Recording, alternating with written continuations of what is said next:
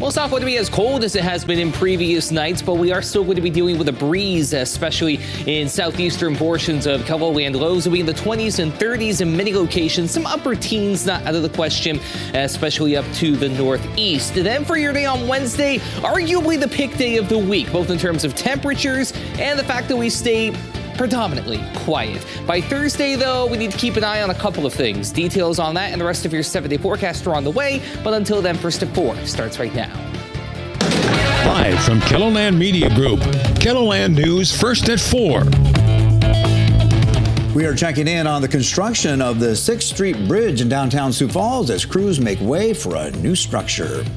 Plus, a Sioux Falls native will be hitting the course at the Minnehaha Country Club for the Sanford International.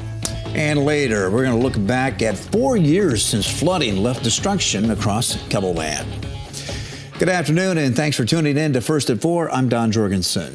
And I'm Kelly Volk. We're taking a closer look at a big project happening right now in downtown Sioux Falls. Right now, there is a heavy construction equipment sitting where you usually see the Big Sioux River.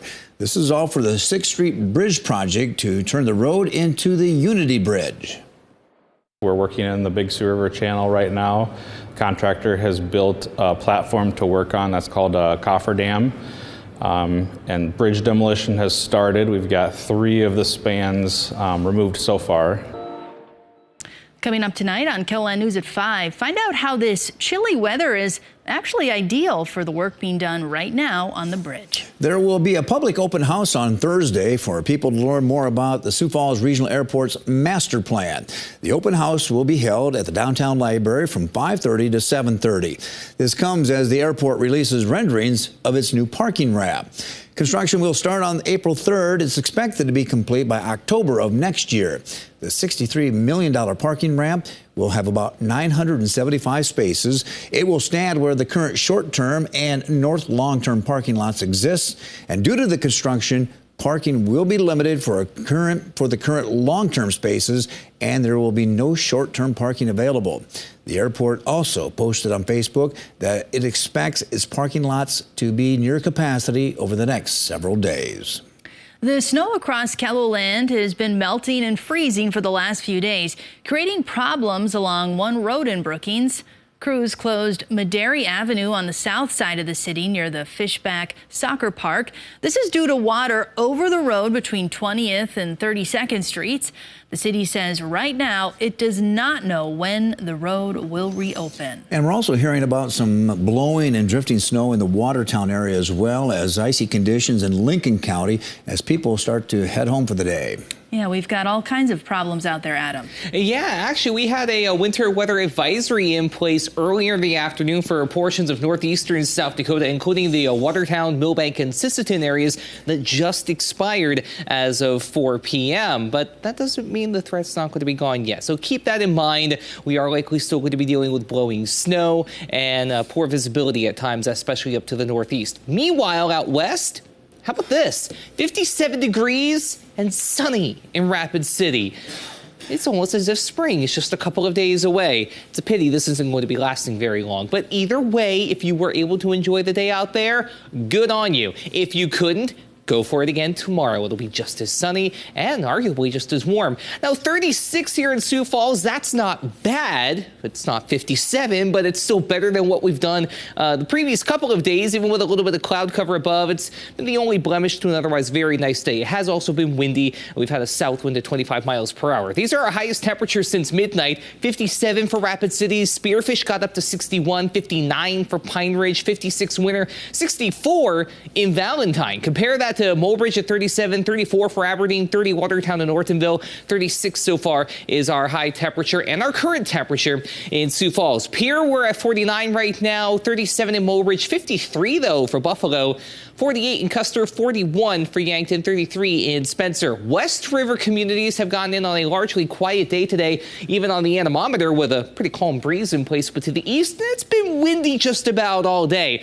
And that's going to be sticking around for the next couple of days. I wish I could say the warmth out west is going to do the same, but we're going to get a pretty blunt reminder that winter's not done with us quite yet. We'll talk about the rest of your 7-day forecast as we head through the hour.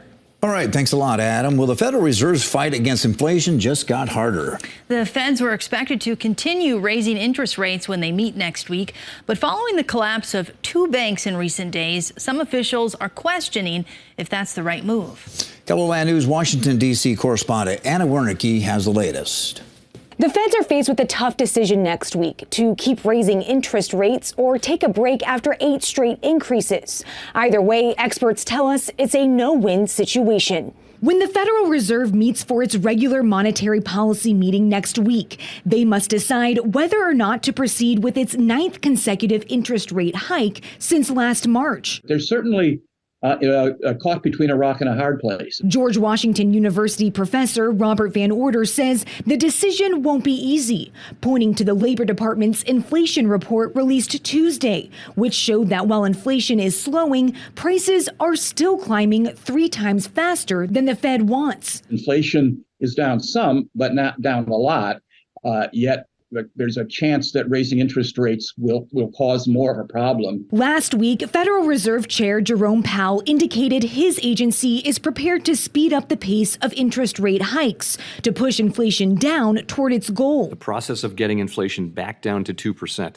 has a long way to go and is likely to be bumpy. I don't know if he's going to stay on that path, at least in the short term. But Sandeep Dahiya with Georgetown University says that plan may have to wait as the Fed weighs the impact of recent bank failures on the larger banking system. If in a week this bank gets sold and sentiment is better, this could become a non-factor. But on the other hand, if you have 3 or 4 more regional banks come under stress, Dahiya says a lot could change over the course of a week before the feds are scheduled to meet and make their decision next Tuesday.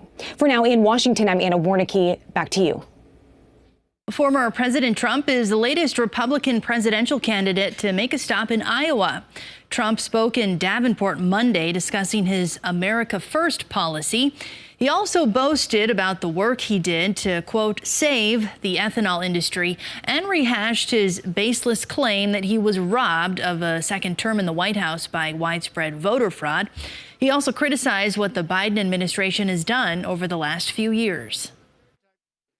When we take the oath of office and we get back that beautiful, beautiful White House and we become together the 47th president of the United States. Within hours of my inauguration, I will cancel every Biden policy that's brutalizing our farmers. Trump also went after Ron DeSantis, a rising Republican star, who's preparing for a likely 2024 presidential bid. He accused the Florida governor of wanting to cut Social Security and Medicare. Coming up after the